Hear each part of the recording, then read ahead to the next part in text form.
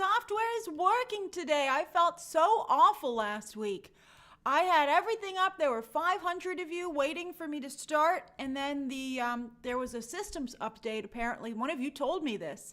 There was a systems update over at Apple because they were going to a new operating system for a lot of people, and apps wouldn't work. So a little earlier in the day, I was editing, and my Adobe apps were kind of slow. And then OBS just would not open. I was like majorly freaking out. I felt horrible. So I'm very, very sorry about that. But we're off to a great start this week. The stream is on time. It's working, and we have fantastic stories to go over. So fantastic, so happy. And thank you guys for being understanding. It's Bianca's birthday. I saw her in the conversation before I started. Happy birthday, Bianca. Oh, Bianca just put it in there. Bianca, I hope you're having a great day. And then at the end of the show, as always, I'll do shout outs. All right. So the structure, for those of you who are new, anyone can watch, but only members may comment. That's kind of like the happy medium that the members very kindly came up with so that everyone could be a part of the fun. Hey, the council, welcome. But so that, there is still something special for members. So anyway, we'll do the 3 stories of the day. I'll be talking to a little bit throughout. And then at the end, for the final 10 minutes of the stream, as always, you can ask me anything that you would like. And then, of course, at the end, I'll do shout-outs. All right, everybody, welcome. It's so great to have everybody here. Let's get started. These are great stories. 2 of them were actually from Friday, which was a crazy day, fun day, awesome day. And then the other one is something that came up today that I just thought was really fantastic. All right, so let's go here. You ready? Boop.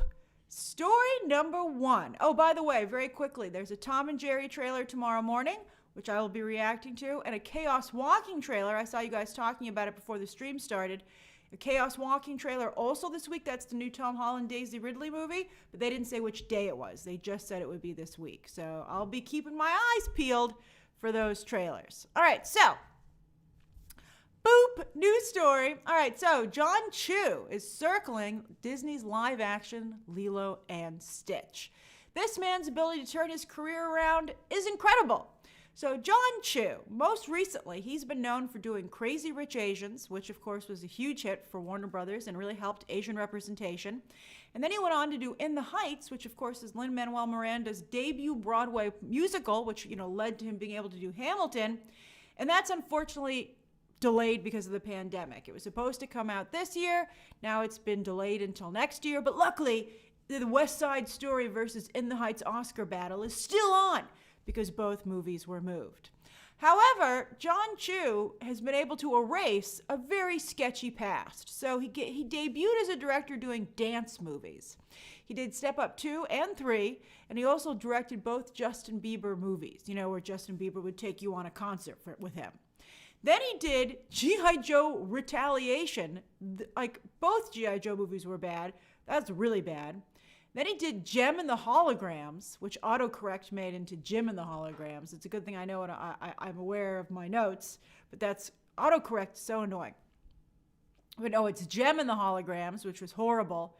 And then he also did the second Now You See Me, which was also horrible. That's a whole lot of horrible. And I thought I'd had a lot of problems with Crazy Rich Asians, as I said in my review.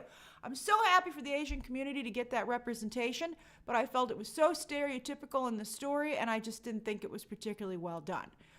It was a pretty movie, though. So, and I haven't seen, obviously, no one's seen In the Heights. So maybe Jon Chu has turned a corner. But anyway, Lilo and Stitch is a movie that he is now in talks to helm. And I can see why they chose him. Now, the other thing is, first off, that's right, Mika, director's got to direct, but that doesn't mean the stuff has to, I didn't say it was the type of movie he made. I said it was the quality of the film that he delivered. That, I think, is like the difference. It's not like, oh, it's too bad he made this crappy movie, but he or she did an amazing job with it. He just did a bad, the movies are not good. So anyway, Lilo and Stitch, when it was first announced they were going to do a live-action Lilo and Stitch, it was supposed to be on Disney+. But there's some speculation if Jon M Chu is going to be involved, since he's such a strong theatrical director, that maybe it would go to theaters. Although he did just recently sign on to do the Willow Disney Plus series over at Disney, taking the Ron Howard classic film that starred Val Kilmer and Joanne Wally Kilmer. They met on that movie. That was gross, Patrick. Okay, so anyway, so Jon M Chu already has a relationship with Disney Plus, but I can see why he was picked to direct this from a representational standpoint, because you can see I have a picture of the cast there. And Lilo and Stitch was a very big movie when it comes to representation. Not just Lilo, her sister Nani, and her sister's maybe boyfriend David. I don't want to ruin the movie if you haven't seen it. But also, of course, aliens Dr. Jumba and Pleakley, who I think, at the time were as far as Disney could go with having a gay couple. I thought, that was a very strong, but I thought, it was very thinly veiled. They did a great job with that. Chris Sanders, of course, himself is a member of the LGBT community. And, that was his breakout movie as a director and writer over at Lilo and Stitch. He did a fabulous job. And then, of course, who could forget Cobra Bubbles, their social worker? So that's a lot of representation. But I think that the most important thing that has to be accomplished is Stitch. Chris Sanders got Stitch. He created Stitch. He did the voice of Stitch. Stitch needs to look good. He needs to act appropriate. He needs to have the naughtiness down, but not be too gross. It's a very fine line between being naughty and just being annoying. And Stitch walks that line beautifully. And also, is he cute? I mean, he's a furry alien who looks adorable in animation, but I'm concerned about how they're going to make him a live-action character. I'm very nervous about it.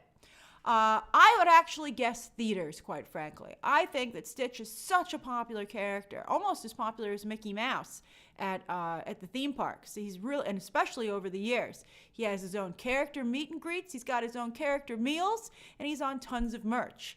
Very, very fantastic character. Love Stitch so much. So I also think that with the Hawaiian setting and a cast like that, and I think lots of action, because he's a little escaped alien with a whole army after him, and he's got his little laser, death ray and stuff. I think you could have a really great movie, and I don't know how you could do it effectively, although I have to say, Netflix has some amazing visual effects on their movies, so maybe you could, but would Disney Plus be able to spend the amount of money necessary to do a Hawaiian roller coaster ride? It's funny, just the other day, they had one of those things on Twitter where you have to lose one, and it was soundtracks, and I believe it was Lilo and Stitch, Aladdin, Hercules, and one other one. And some people were picking Aladdin, which was like, what? But then some people were picking Stitch. I don't know how anyone could. Stitch has a wonderful soundtrack. I loved that movie so much. It's such a great film. It also had a series. It had tons of spin-offs. Very, very popular. Christian pointed out that Detective Pikachu worked out. Yeah, if they could make him like Detective Pikachu cute, that would be fantastic. And it's too bad Chris Sanders. I mean, whoever's doing the voice now is doing a fine job. What do you guys think? Do you think that Lilo and Stitch should be in theaters, or you think Disney Plus is fine?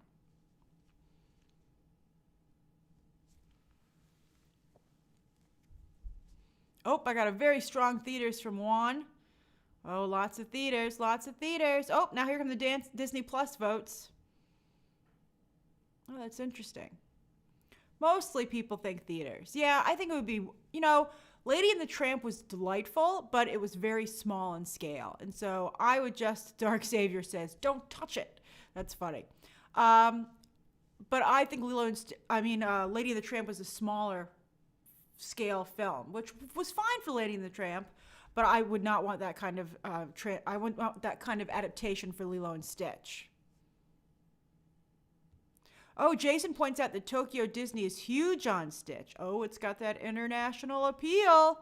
Maybe it would do really well in China as well, in addition to Japan, because they sure didn't like Mulan. Who doesn't want to go to Hawaii and have aliens fight each other that are adorable? I mean, this sounds like a theatrical release to me. They must be thinking that. Maybe they took a look at the budget. They were like, whoo, if we're going to do this correctly, we better do it in theaters. I'm still very nervous about Jon Chu directing it. Well, everybody dance in it. I bet you he adds dance sequences, which maybe would help the film. Maybe it would do particularly well in Bollywood then. I wouldn't mind a dance sequence. I wouldn't mind a dance sequence at all, quite frankly. What if they added some dancing to Lilo and Stitch? Would you be disappointed or delighted? That's right, fellow Grace. Lilo does dance, so you could play that up. Would they age Lilo up? Because she's very little. I wouldn't age Lilo up. Unless it's not a remake and she's grown up, I would be fine with that. I would oh, Ty, that's a great point. If they brought in hula dancing and Hawaiian dancing, you know, like for luau's and stuff with those cool like chants and all the fire. Ho, ho, ho, ho, ho, ho, ho. That sounds fantastic. All right, so Waffles is like, what are we even talking about? I forgot the question. That's great. I think it would be fantastic.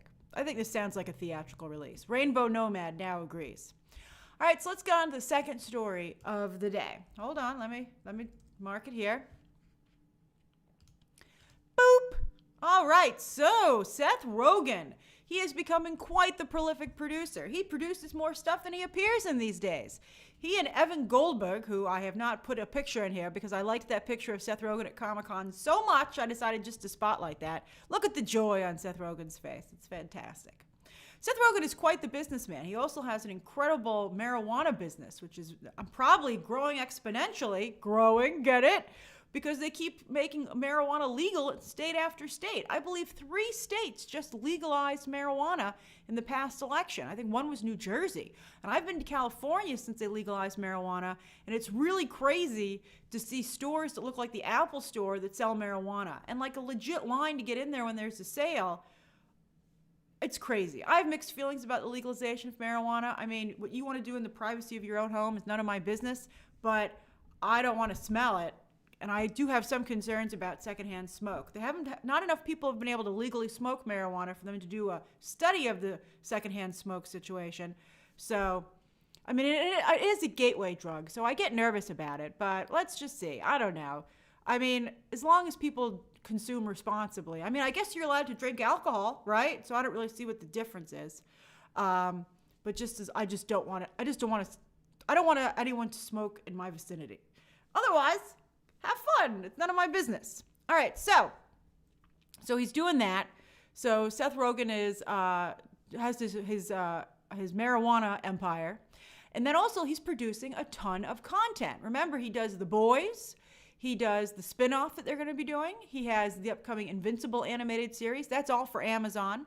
But now he's coming over to Disney Plus, as he is in early development with Evan Goldberg on a Darkwing Duck animated series. Early development means Disney Plus is kicking the tires. They're like, do we want to do this? I'm sure Seth Rogen being involved helps. But they're not sure. It hasn't been ordered yet. It hasn't gotten a green light.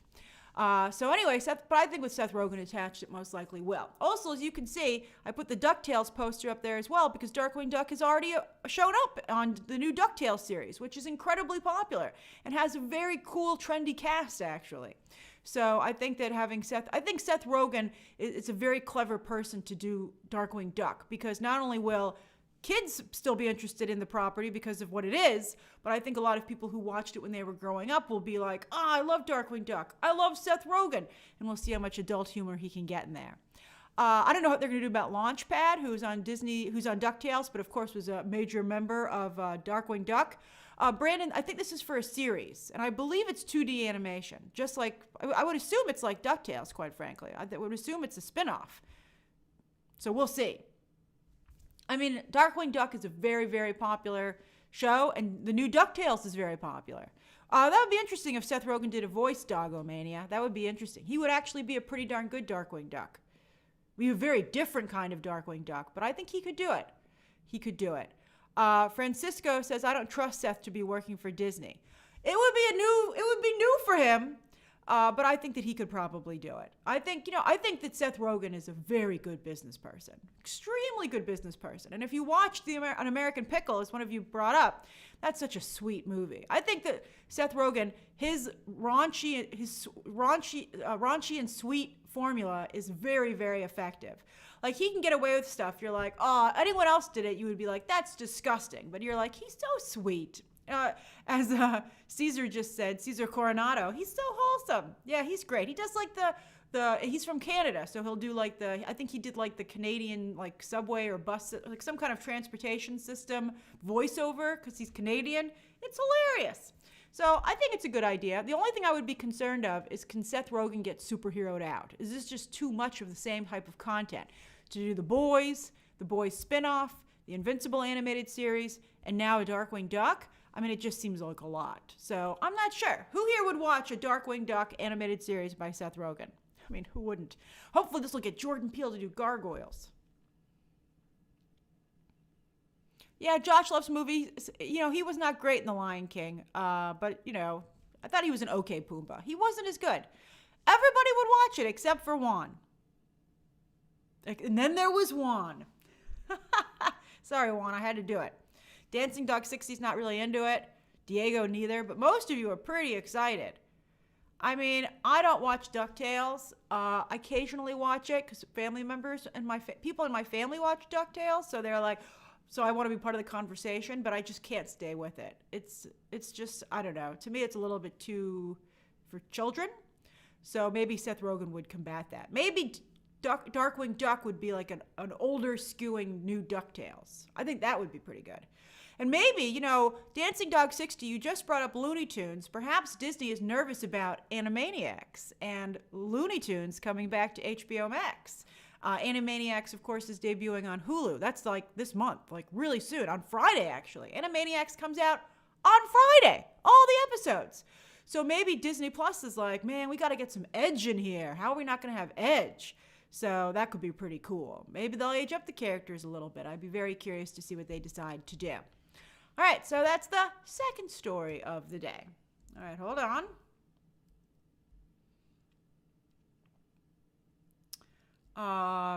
Brandon, yes, Animaniacs is on Hulu, which is owned by Disney, but maybe that deal was done beforehand. You know, there's two things. There's a production company is what makes content, and then the place that distributes it is different, and they don't always line up. Like, for instance, I told you Warner Brothers produced The Right Stuff. That comes from Warner Brothers Television, and that airs on Disney Plus as well. So it's pretty weird. All right. So that's the boop. All right, here's the third story of the day. This was a crazy story. I was shocked by this. That's why I included it. This is the final boop of the day. So boop, baby. All right, so this I just couldn't believe that Alec Baldwin would not only do another sitcom after his success with 30 Rock. You'd think he'd be worried about messing that up. But to do a sitcom with Kelsey Grammer, who I think is so problematic, I'm like, who on earth would join a project where they had to not only be with Kelsey Grammer every day on set, but would be associated with them in the press? I would be very scared. So I'm a little bit on an Alec Baldwin trip because I recently, as I tweeted, watched The Hunt for Red October to celebrate the life and career of Sean Connery. And I was shocked at how much Alec Baldwin seemed like young Chris Evans. Like, they have the exact same vibe. They even wear the same type of clothing. It's insane. So I thought that was really interesting because not only does it give you an idea where Alec Baldwin came from, and if only he had gotten an amazing role like Captain America, because he too struggled. You know, Chris Evans really struggled before he got the Captain America role. He's been struggling after getting the Captain America role. Let's see if the Russo brothers can help him out with this cool show that he's doing, movie with Ryan Gosling, who also struggles. Oh, the Russo brothers like a challenge. But anyway, it also gives you some idea of where maybe Chris Evans is heading, right? I think it's very funny and what he'll look like when he gets older. So anyway, Alec Baldwin, of course, has a very good relationship with television, particularly Lorne Michaels. Lorne Michaels did a great job having him on 30 Rock, Tina Fey's sitcom. I thought that Alec Baldwin made that show fantastic. He was the Homelander of 30 Rock. He was phenomenal. And then, of course, he's gone on to do, you know, a lot of Saturday Night Live. He's one of the most all-time hosts, you know, people have hosted it the most times. He, of course, did their Donald Trump. And he has another television show actually coming up called, I didn't even know about this till I was researching this story, and it's called Dr. Death for the Peacock, you know, such a bad name, the NBC Universal streaming service. And this sounds great. I will watch this for sure. So little side detour here. It's called Dr. Death, and it stars Joshua Jackson, who I loved in The Affair. He's replacing Jamie Dornan, who wasn't available anymore because of a scheduling conflict due to a COVID delay. So Joshua Jackson stars as it's based on a podcast. That's right, Matt. So Joshua Jackson stars as an up-and-coming doctor who's like really, everyone thinks he's so brilliant until his patients start coming out of surgery dead or maimed, and nobody knows what's going on. So it's up to two other doctors, one played by Alec Baldwin, the other by Christian Slater, who I just thought was phenomenal in the Betty Broderick story, also on television, which was also based on a true story. And so they have to stop him. I'm like, oh my God, when can I watch this? So that sounds phenomenal. So Alec Baldwin is doing pretty darn good on television. I can't believe it. Now this, though, is going to ABC. This is an ABC sitcom with Kelsey Grammer. And as many of you are pointing out, Kelsey Grammer is a sitcom legend. He, of course, got his big break on Cheers, and then he went on to do Frasier, and these are very, very famous sitcoms. I, in fact, once for a family member, acted out an episode of Frasier when for some reason we couldn't get one to watch because, they followed a specific formula. But, Frasier is one of the best. As Madeline and Kevin just pointed out, this is like peak television. However, Kelsey Grammer, well, he's struggled with some substance abuse issues throughout his life, which of course is not his fault, and I'm glad he's been able to overcome them.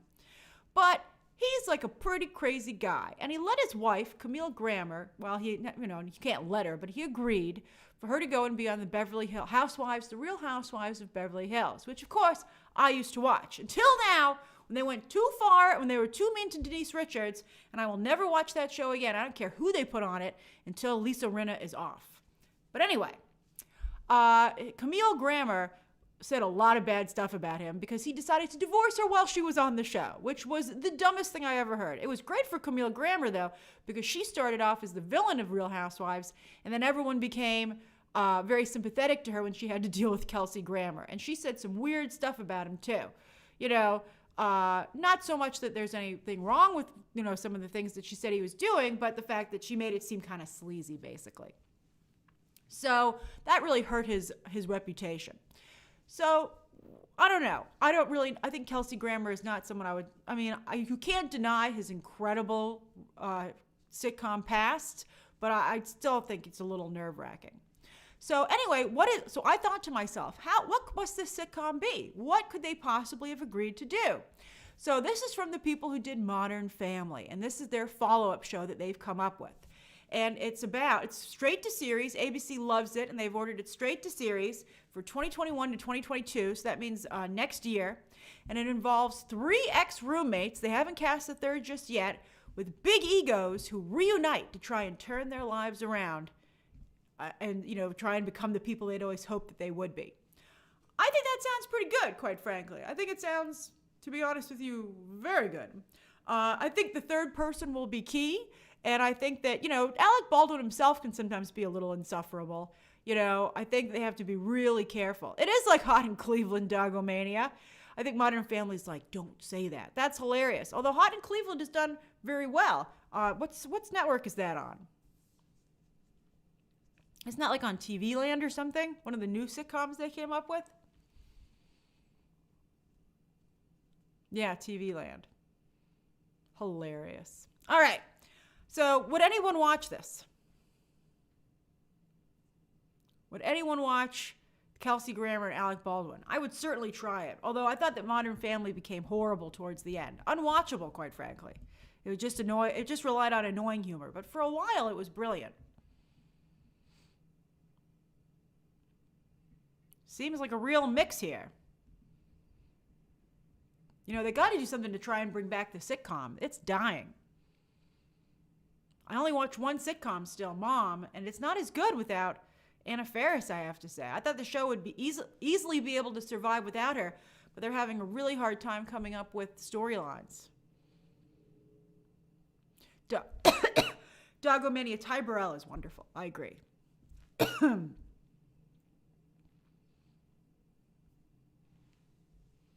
Oh, Elliot, I used to watch the Goldbergs, but I stopped watching it. It also, I thought, became a little annoying. But I'm glad you're still watching it. All right, so those are the 3 stories of the day. It is 4:30. You can ask me anything you'd like until 4:40, and then I shall do shout-outs. That's right, Josh loves movies. WandaVision is going to bring back the sitcom.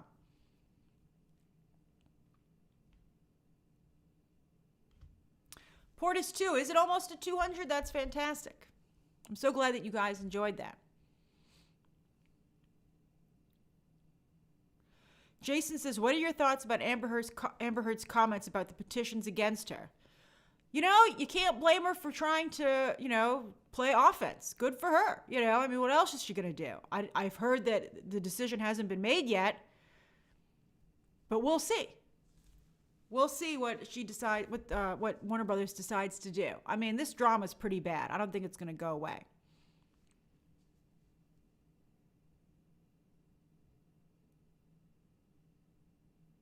Madeline, that's so nice of you to remember my pie dilemma. So tartlets, I don't know about making pie tartlets. Maybe, and freezing what I can't eat. But then that's like still so much pie. I think I'm going to go with the slices from my family.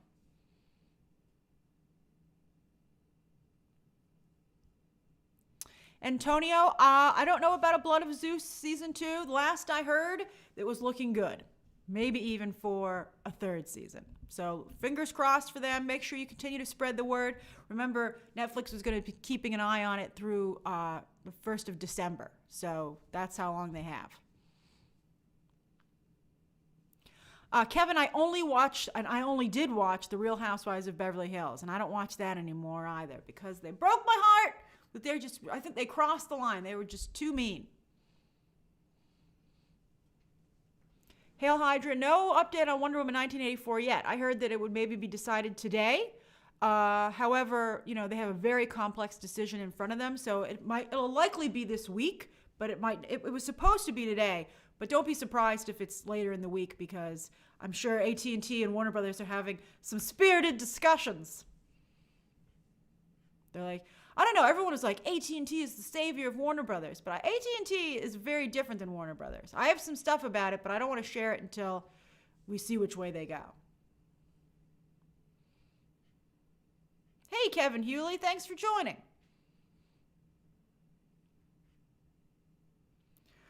Tabitha, I don't think they'll drop it at 8 p.m. They could drop it at 7:30. That's the latest I've seen headlines come up for stuff.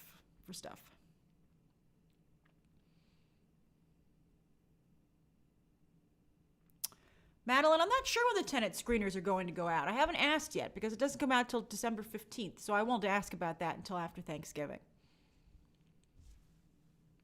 I don't want to annoy my Warner Brothers contacts with ridiculously early requests.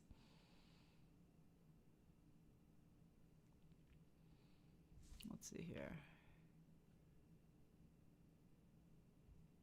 Tabitha says, I just figured that would be 5 p.m. in the closing of the day. That's a good point, Tabitha, but Hollywood is very aware that the news cycle is done on the West Coast, so they get things out. That's for them as the last minute, and they start the day very early. So 4:30 is really when, they're not going to put something out when they're going out the door. So 4:30 Pacific Coast time is really the latest that they would drop. They usually drop a headline. I'm not saying sometimes it doesn't drop a little bit later than that, but that's what I've come to see to be the norm. Hey, BT Nilsson, welcome. If you join during a stream, you get a shout out. Let's see here. Brandon, I don't know if Kaylee Steinfeld is Kate Bishop. I mean, I think no one's Kate Bishop yet, so that means she's still in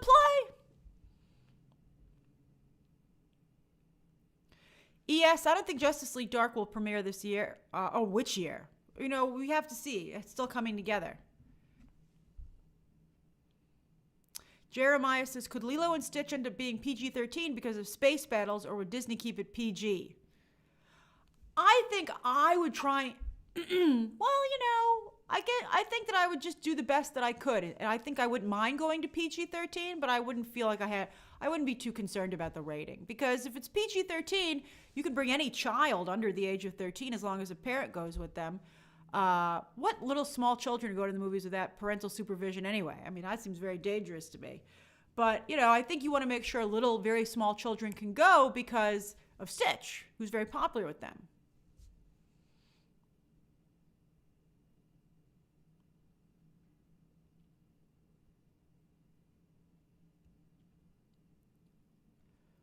Let's see here. Cozy Queen's Gambit, sometimes I will miss something. And I got the screeners for that. I couldn't get myself to watch it. I didn't think it was going to be a big hit because Anya Taylor-Joy has never really connected with audiences. And what do you know? It becomes one of the biggest hits of the year. But it's just too much time has passed for me to review it. I have too many other things that I need to review. It's very hard to try and review everything, as you can see.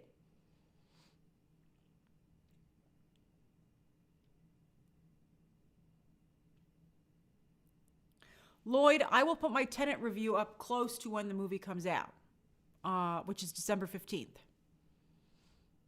Thank you, Rainbow Nomad.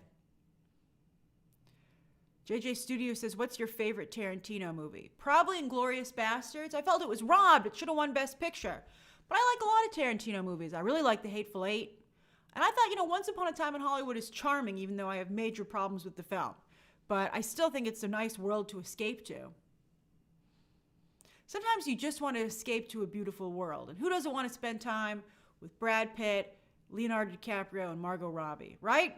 Oh yeah, and the Kill Bill movies. I hated Kill Bill 2, though.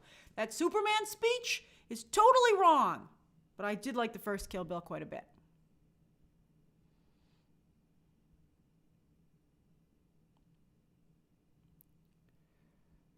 Keith. Oh, hey, Keith. I hope you had a great birthday. Maybe we'll do an X2 watch along, but it'll have to be after the holidays because we're going to be doing Christmas movies in December.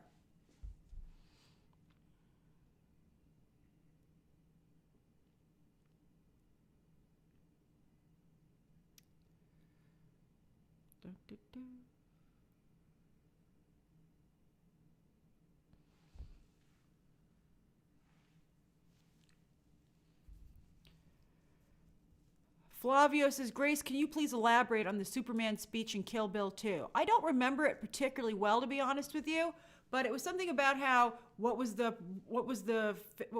secret identity and what was what was the mask?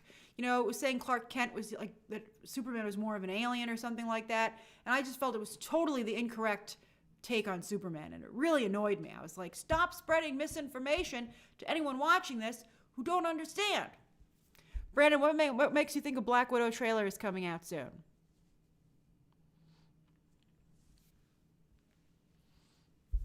My favorite contemporary director?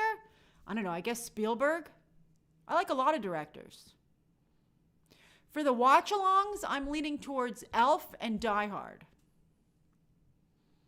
I know a lot of you want to watch Home Alone, but it's my family's Christmas Eve movie, and I don't want to watch it twice this year. I'm so sorry. I asked you guys what you want to watch, and I was so surprised how many people said Home Alone, because you would think Home Alone is like, too old school or too, cutesy for a lot of you, but you were all like, Home Alone, and I felt bad. But I think, Elf, I'm the only person in my family who likes Elf, so I can totally watch that with you. And then we got to watch a really great movie together, so I'll watch Die Hard with you guys. And then maybe we'll do a third, I have to say. ES, we're supposed to get the Snyder. Zach said he's doing a thing tomorrow. It'll just have a few extra shots in it. It's not going to be like a brand new trailer. Let's see. Last I checked, he hadn't tweeted about when his event is. Yeah, he still hasn't talked about when it's going to be. So we'll see. Oh, Diego, a Soul watch along? Maybe. Let me see how it is when I watch it. Like, I don't know if I want to watch it twice.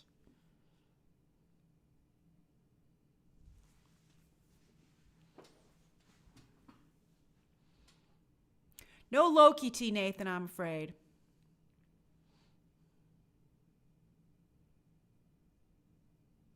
Hail Hydra says, favorite guilty pleasure movie. I haven't watched it in a long time, but I feel that Speed Racer is a film that I know is not great, but I still really enjoy it and think it's beautiful. So, oh, yeah, you're right. 1 minute. Thank you, Diego. Jack, I'm not sure when Titans Season 3 is coming. I believe they just started filming, right?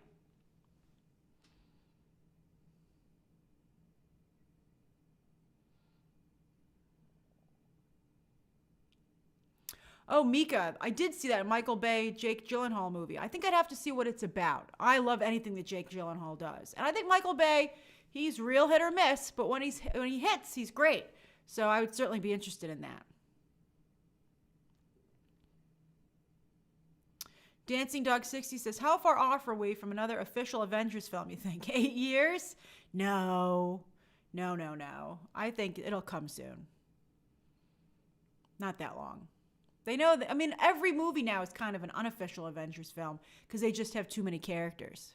They can't only have like one character in a movie anymore. Okay, it's 4:40. That means it's time for a shout out. So you can ask me anything just don't ask me a question because I'm not going to answer it. But you can tell me what you're doing. Bye, Bianca. Have a great birthday. You can tell me where you are and what you're up to. If you're eating anything, if you're doing anything. Like Jeff is enjoying some popcorn in Michigan. That's fantastic. Just a chance for me to give a couple of you a shout out. Terry, I'm so glad you had a great stream. You're having fish and chips for dinner. Oh, that's fantastic. Waffles is eating tacos on Long Island. Cesar Coronado says, I just got my grades and I am graduating as a screenwriter. Oh, that is wonderful. That is worthy of all those fantastic emojis. Congratulations. Lisa is eating watermelon in Madison, Wisconsin. That sounds delicious. Yusuf is eating Chipotle in Vancouver. Let's see here.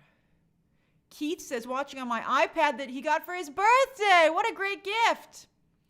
Luke is cuddling with my dog and watching Speed. Oh, that's a good movie. That's a good one. That's a good movie. Those kind of movies are very comforting and fun to watch. Brandon is still in school. Oh, that is sad. What time do you get out? Christy says, celebrating my son's 15th birthday today. Another birthday. Happy birthday to your son, Christy. I hope you guys have a great evening. Christian is getting ready to watch the rest of The Crown in Italy. Oh, you're gonna love it. It's so good. It's like crack. In my innocent mind, I imagine that's what crack is like. It's so good. Carlos is eating fruit salad. Brandon says he's not going home for a long time. Hey, Z-Star, we're just doing shout-outs and then I'm heading out of here, but I'm glad I can say hi to you. Ooh, Dancing Dog ordered a Burger King from Uber in Boston. Pastor Madeline is making homemade bread. I did that. It turned out medium. Thanks, Roy. I will stay off crack and stay on The Crown. That's funny. Let's see here. Craig Logan says, I'm rewatching the Bill and Ted movies and watching Bogus Journey tonight. Oh, what a fun time. Brandon, I don't know what I'm going to eat for dinner yet. You know, I haven't decided. My Hello Fresh meals have not come yet. They come for the week, so I'm going to make something else, but I'm not sure. I'm going to watch the Jackie Chan movie from China, though, so I can review it this week.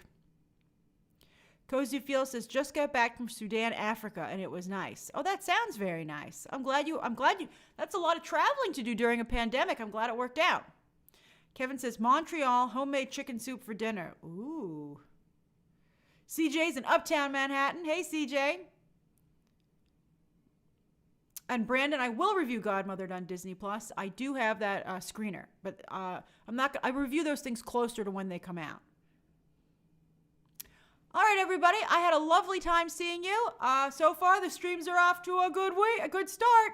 So I hope to see you tomorrow at around 4 o'clock. Oh, by the way, Wednesday's stream will be earlier in the day because I got to go do some stuff. Okay. Bye, everybody. Bye. And happy birthday in advance, Jack. Bye, everybody.